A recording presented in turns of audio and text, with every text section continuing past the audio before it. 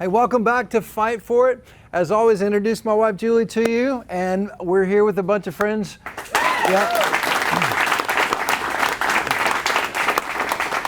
Let's talk about this fourth fight. This fourth fight is a fight for our city. What could happen when the people of God joined forces, linked arms together, and went all in for the good of their city? What could be if we together sought the welfare of our city? I believe that our city would be lifted. You see, Proverbs 11 gives us a principle of city lifting in the first part of verses 10 and 11. Proverbs 11:10 says, when the righteous prosper, the city rejoices. Verse 11 says, through the blessing of the upright, a city is exalted. Amen. Alan Platt, in his book City Changers, says, fundamentally, the church does not exist for the church itself, but rather to affect the world. We don't want to simply attract a crowd. We must move people in their spiritual journeys to become lovers of God and agents of change in communities. I believe that there is a stewardship to our prosperity that God expects from His people. You see, something happens in cities when righteous people prosper and steward it well. Proverbs 11 teaches that when the upright experience blessing and decide to pour out blessing, a city is lifted. So how do we make the shift? How do we live in such a way as to lift our city? I think it's strategic generosity. When we began our journey together, I shared one of my core convictions, that you are a person of influence and that you will use your influence for good or for bad. In that introduction, I asked you to not limit your fight to yourself or your home. I also connected your fight and your influence to the church as the place where we're built up. I pushed a bit more, asking you to keep your heart and mind open to the call of Jesus as salt and light, the city on a hill. I know that was some time ago, but I want to take us back just a moment to connect the dots if we can. If our cities are ever going to be lifted, it's because the very people who fill our pews also recognize their stewardship to something significant, to do it together, both for the house of God and for their city. Where vision often gets stifled and derailed is around resources. The vision is so big, but we don't see where the resources are for the vision to be realized. We ask the question, how will we pay for all of this? When we don't know, we get stuck. But provision and resources are never a problem for God. Asking how we will pay for all of this is a natural question. I'm sure it was one on the minds of the Jews when the declaration to return to Jerusalem and rebuild the temple was made. But as you read the story, you see that provision was already on the way. Yes, the king levied a tax. That's what kings do. But notice the fact that he also made an offering. And it wasn't just any offering, but instead it was all of the articles of the temple that Nebuchadnezzar had taken as his own and put into the house of his gods. This was unheard of. Notice what Cyrus, the king of Persia, does as we turn back in the beginning of the story, Ezra 1, 7 and 8. It says, Cyrus, the king, also brought out the vessels of the house of the Lord that Nebuchadnezzar had carried away from Jerusalem and placed them in the house of his gods. Cyrus, king of Persia, brought these out in the charge of Mithridath, the treasurer, who counted them out to Sheshbazzar, the prince of Judah. What Cyrus did here was liberating.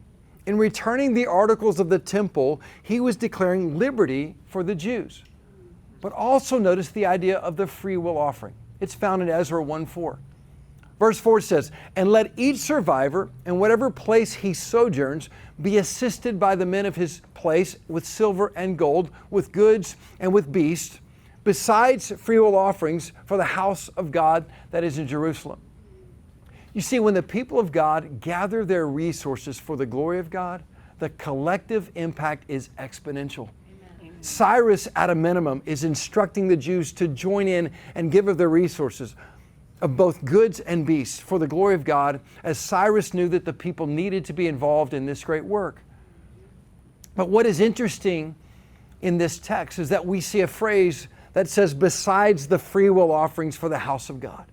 This free will offering was a voluntary gift given over and above regular tithes, according to the Lord's blessing upon a person. That's Deuteronomy 16:10.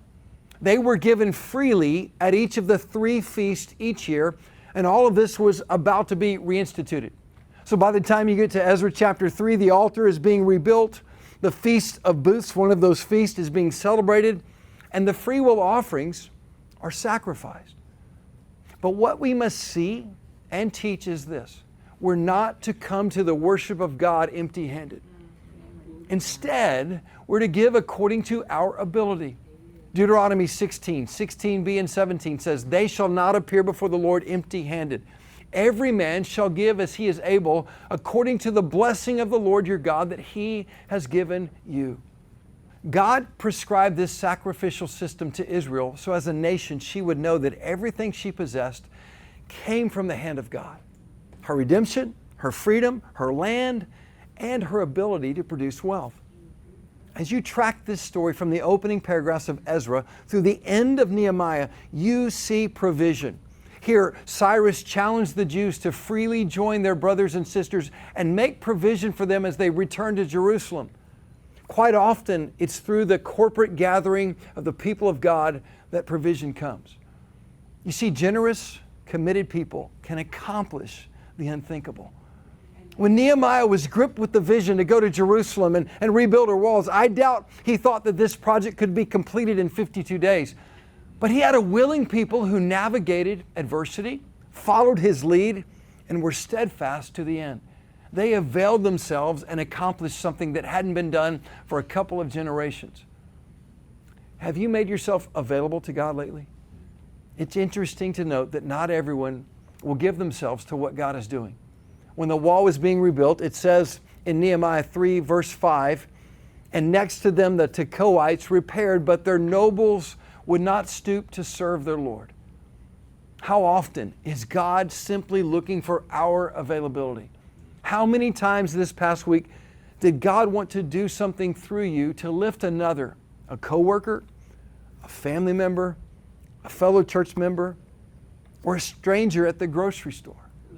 Are you willing to stoop low to serve the Lord? Are you willing to allow His generosity to flow through you to others? This is a key question when it comes to lifting our cities. Let's spend the next few moments talking about living generous lives, linking arms, and ways we can lift our city together.